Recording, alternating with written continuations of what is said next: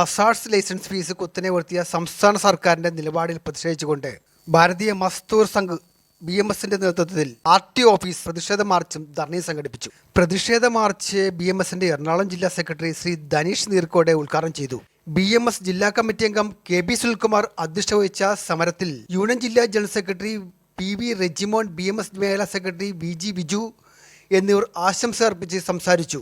Union ജില്ലാ president K Samjith നന്ദി രേഖപ്പെടുത്തി. മേഖലാ ഭാരവാഹികളായ ഹരീഷ് ഹരി, സജീവൻ ML, അനുകുമാർ KN, രമേഷ് ബാബു എന്നിവർ ധർണയ്ക്കും മാർച്ചിനും നേതൃത്വം നൽകി.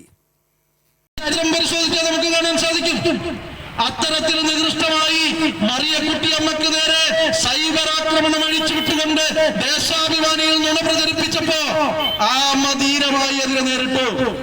സ്ഥലമുണ്ടെങ്കിൽ എനിക്ക് പ്രത്യേകിച്ച് ഇടുക്കി ജില്ലയിൽ പൊതുജനത്തിന്റെ മുന്നിൽ ലഭ്യരായി നിൽക്കുന്നത് നമ്മൾ കണ്ടു.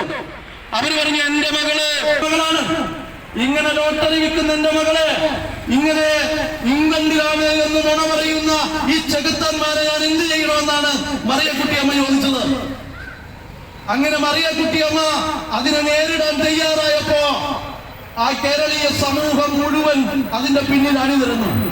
നിങ്ങൾ മനസ്സിലാക്കേണ്ടത്, പ്രിയപ്പെട്ടവരെ, കേരളത്തിന്റെ ഒരു നേർസാക്ഷ്യമാണ് മറിയക്കുട്ടിയമ്മ.